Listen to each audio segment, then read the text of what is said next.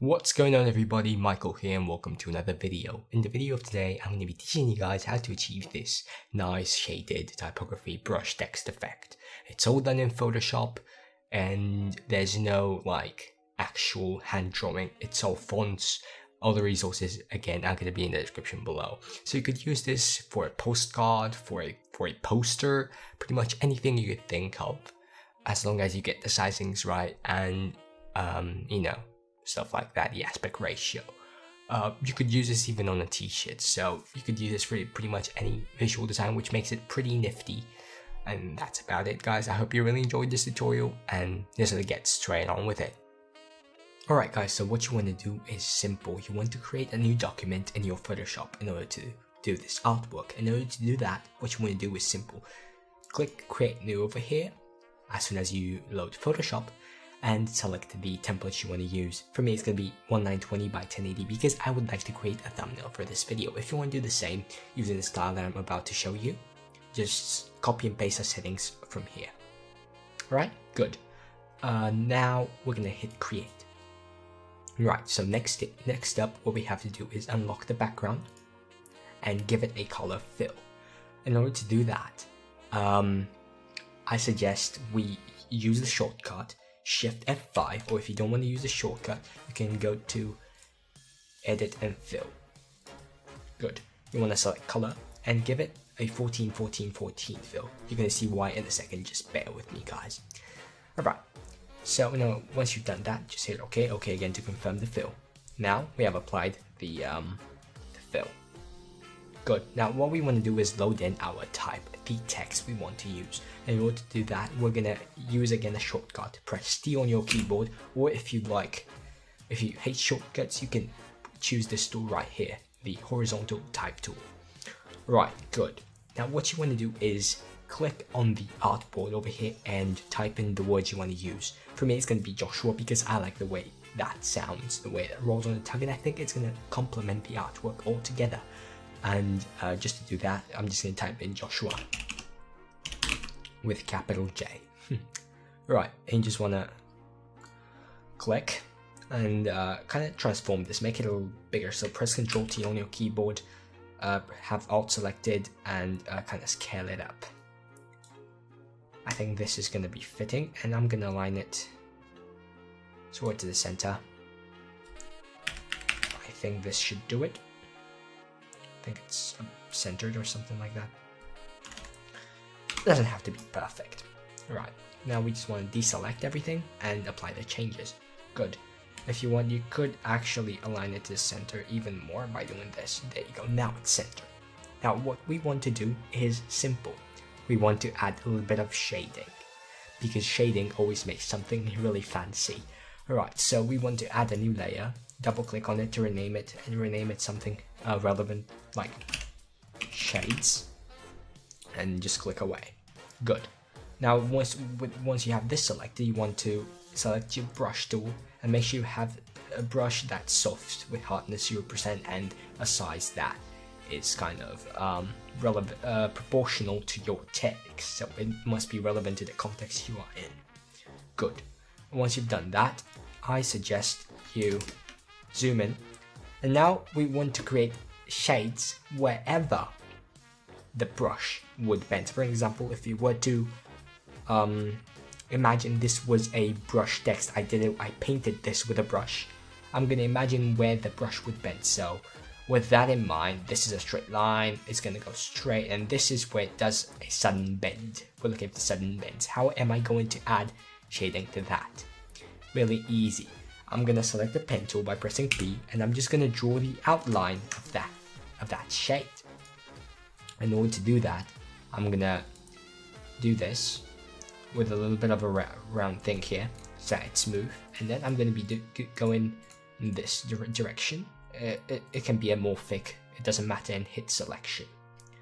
Hit OK, leave it as default, and then what you want to do is go with your brush, draw a little, sorry, make sure you set the color of the brush to 14, 14, 14, sorry, my bad, same as the background, and you are going to do a little stroke, see, and then a little tap here.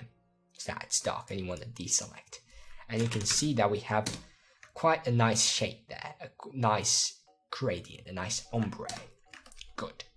Now what you want to do is do the same thing for the others. You see this is a little bit dark here. That's going to be adjusted later down the line. Right now we're just roughly sketching the shades. Alright, if that makes any sort of sense.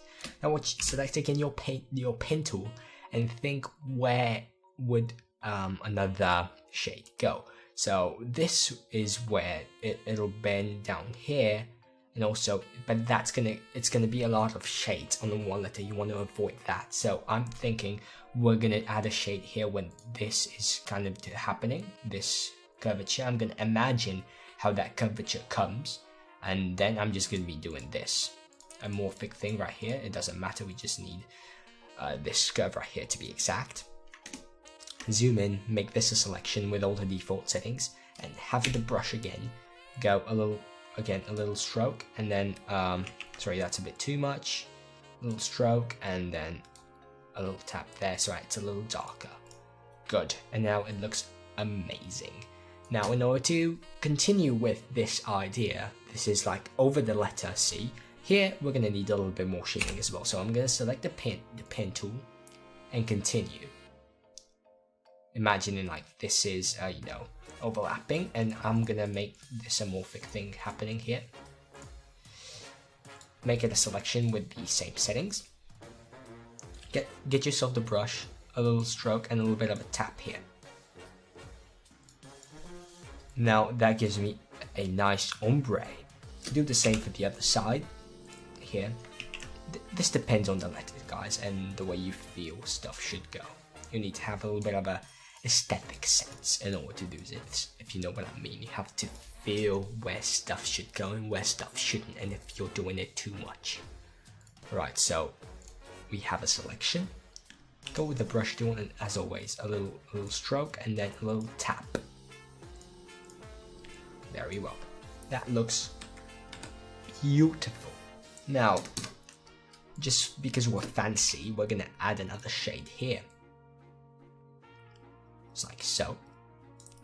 And then I'm gonna be, you know, doing this. And now, again, a selection. And as always, a little that's too much. A little stroke and then a little tap so that it stands out. Good. Now I could possibly add another one here. That's what I'm gonna do. Add the path here. This is called a path. A selection. Very well. And now get your brush tool and do again a little stroke. Probably that's too much. A little stroke. A little stroke. And then a little tap there. So we get this really nice ombre effect. What else? Here, since this is kind of shaded and stuff, we're gonna add another path thing here. Very nice, very nice. And do the same thing here. Selection, brush, a little stroke, too much, sorry, my bad. A little stroke and a little tap. Really nice, really, really nice. I like the way this starts to look. Alright, and now we have to adjust this essentially to this. Amorphic shape, ready to go. Selection, brush tool, a little stroke, sorry, a little stroke, just like so, and a little tap there so that it stands out. Nicely done. Good. Now I was thinking of making this go underneath this. You're gonna see what I'm saying, what I'm talking about in a second. Get your pen tool and do this. Follow the contour of the letter H and do this. Pretty much. make it a selection. Get the brush tool, again a little stroke and then a little tap so that we can definitely see that's a shade and not just like something else.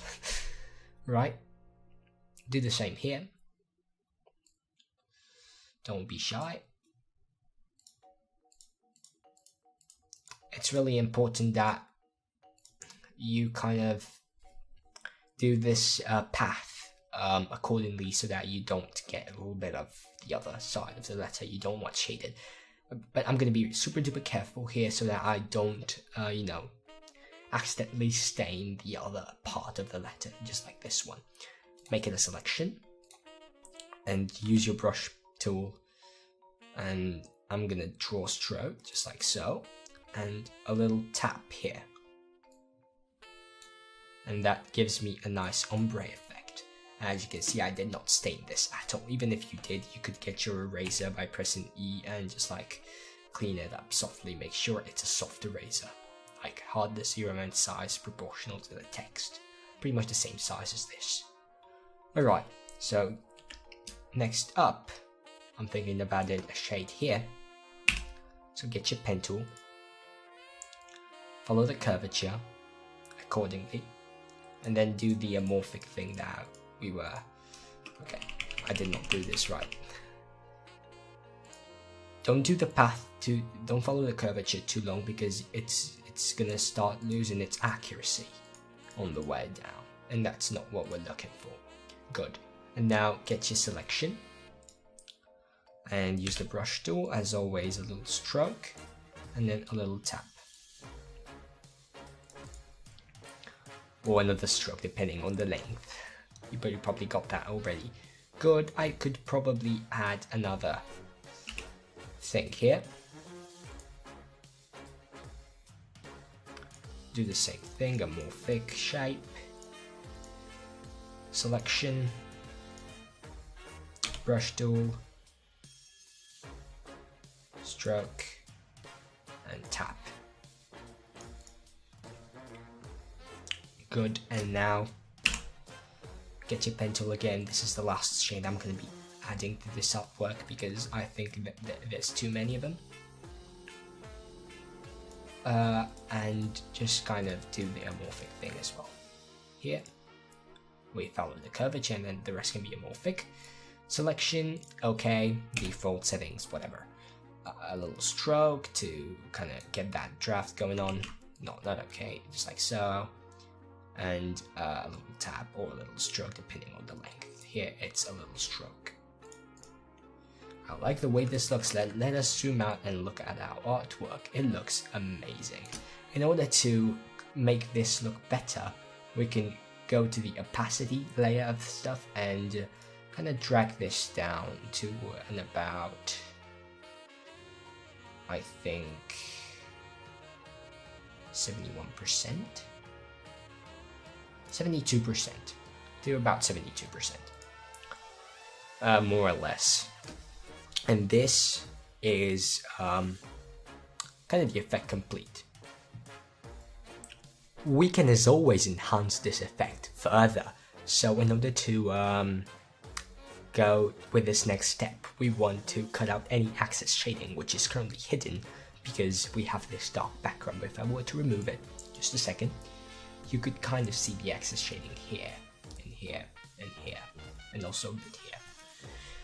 It's almost invisible, but it's not quite. And in order to make it perfect, so that it won't show up on any banner, or pretty much any artwork we would be using this typography in, we're gonna remove it. In order to do that, you want to press Ctrl on this icon that we have next to the text. That should make a selection of the text. We want to go to select and inverse, so we inverse the selection so that it selects everything but the text. Now with shade selected, I'm going to press Ctrl X so that cuts out any excess shading that we might have. Good, let me turn this back on. And now what we're going to do is zoom out a little bit, and then I'm going to be importing an image in this Photoshop document because I like to make things a lot happier. By the way, you can have all of these images and all the resources that I'm using in this video. You will find them in the description below. Okay, so I'm going to drag this in, deselect, and I'm going to be dragging this down so I can see the text. Good. As you can see, there's no excess shading, no nothing. It's beautiful. Now, I'm going to be using the color palette that I've linked you guys in the description below to make this a little bit more colorful, let's say. Good. So I'm going to be using a gradient map. A gradient map simply maps dark areas of an image with one specific color given either hexadecimals or RGB, and light areas with another color specified either in hexadecimals or RGB. And in order to do that, we're going to be, let me rename this first so that it's it makes sense and it's, you know, a little bit cleaner. I'm going to be renaming this to background image. Right, good. You need to name them relative to their content, because if I were to name this pancakes, it wouldn't work. Alright, I mean you could, but it doesn't make sense. Alright, so what you want to do is select a background layer and go into the adjustment, and what you want to do is select gradient map. Close the button and select gradient map. Good, and that should turn it black and white, but we're going to be using colors to make this happier. Good, so you want to click on this. That should open up this gradient editor dialog, and what you want to do is select the dark part of the gradient and change it to an orange, such as this one, FC913A. By the way, all the colors you're going to find in the description below. Good, and press OK. Now you want to map the light areas of the image to a yellow, such as this one. I think this one is going to fit us and serve us well. Good, do this. F9D423. Good, and that's done with the gradient map. Right now it might look ugly, but we're not done yet. What we're gonna do is add a color overlay to the text, because these colors do not complement each other that well. I mean, they do kind of, but kind of not. Right, so in order to make this fit the whole color scheme and stuff, I'm going to be right clicking on it and go to blending options. Right here, make sure you tick color overlay in and change this color to this hexadecimal color right here, such as FF4E5 not. Good. Now you have done that. You want to click OK and everything. Good. Shading right now looks beautiful, but it could use a makeover. Go add another color overlay to this, and you want to go a dark red, such as this one. 752 F3 not. Press OK, and this, my friends, is the effect complete. If you guys have enjoyed this video and you have learned something new from it, make sure you leave a big fat like on this video and subscribe in order to get notified whenever I make a new video. Make sure you click that notification bell button so you get notified whenever that happens, because I've got messages from people telling me that they are not notified when a video comes up, so my subscribers are not notified when my video comes up. In order to keep up with my videos, in case you do not like that notification button, you can join my Discord group in the description below.